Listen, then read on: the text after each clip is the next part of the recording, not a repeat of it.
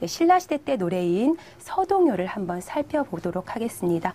서동요도 마찬가지예요. 우리 신라 때도 표기산이 없었기 때문에 그 신라의 노래를 어떻게 읽고 네, 표기했는지 한번 살펴보도록 하겠습니다. 신라 때 사람들은 한자를 단순히 그대로 가져오지 않고 나름대로 음과 뜻을 활용해서 적었다 그랬죠. 그렇다면은 네, 서동요. 이 서동요는 이렇게 한자로 사구체로 쓰여진 글인데요. 그때 당시 서동요를 표기함에 있어서 이 표기 수단은 우리가 한자라고 이야기를 하지 않고요. 향찰이라고 우리가 이야기를 합니다. 향찰로 쓰여진 문학작품을 바로 우리가 향가라고 하는 거고요. 이 향가는 바로 신라시대 때의 노래를 의미합니다. 네, 신라시대 때 노래의 향가인 서동요를 통해서 그때 당시의 어떤 표기법을 살펴보도록 할게요. 가장 중요한 건 이제 첫 번째 한자가 나와 있는데요. 첫 번째 한자를 잠깐 살펴보도록 하면은, 네, 선화공주님은 남몰래 결혼하고 맞둥서방을 밤에 몰래 안고 가다 해서 가장 첫 번째 한자가 제일 중요합니다. 선화공주님은 할 때 요 선화공주님이 한자를 잠깐 살펴보도록 할게요.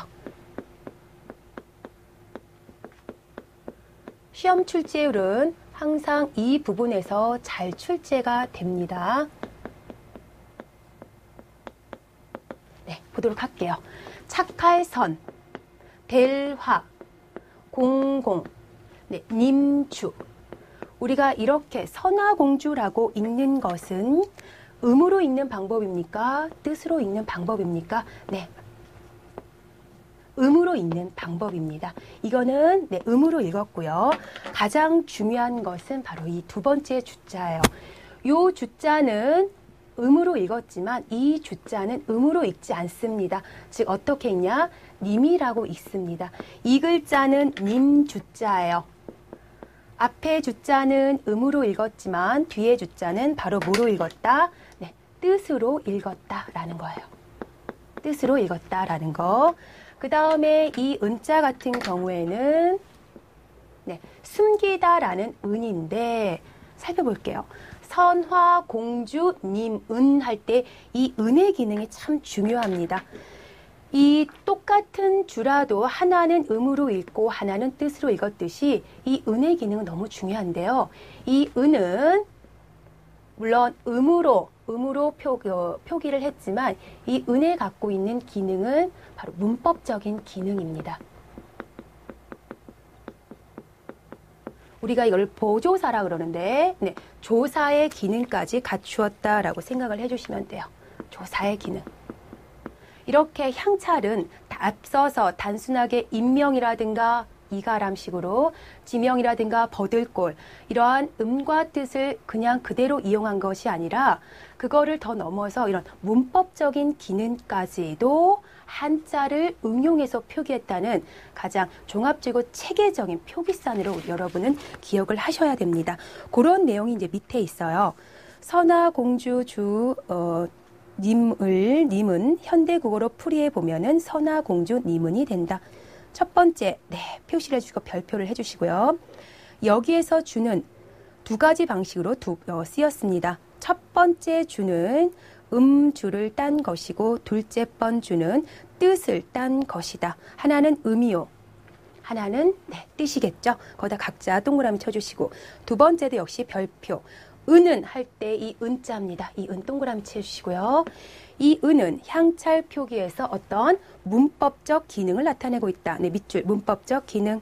보조사 은을 나타내기 위해 얘는 이제 조사예요. 네, 보조사 은을 나타내기 위해 한자의 네, 음을 따온 것이다. 이런 것 같은 경우에는 네, 문법적인 기능을 하고 있더라라는 거.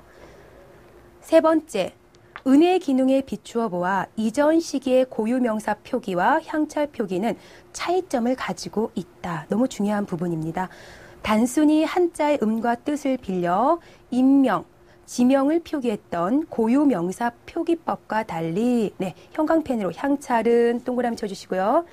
문법적인 요소, 문법적인 기능, 예를 들게요. 조사라든가 어미의 기능까지도 표기했다는 점 밑줄 쫙쫙 그어주시고요. 우리말 문장을 더 체계적으로 표기한 방법이라고 할 수가 있습니다. 네, 이런 걸 통해서 그 서동요라는 작품을 통해서 향차례의 뜻을 한번 풀이해 봤습니다. 서동요의 내용 정리를 끝으로 수업을 마치도록 할게요. 서동요는 지은이가 백제 제30대 왕이고요. 어렸을 적 이름은 서동이었습니다.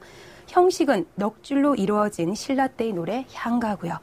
성격은 미녀 풍자, 참요라는 말 한번 동그라미 쳐볼까요? 참요. 참요적인 성격을 갖고 있다. 이 참요적인 성격이란 거는요, 두 가지 의미를 갖고 있어요. 여기 나오는 것처럼 헐뜯는 노래, 남을 모함하는 기능.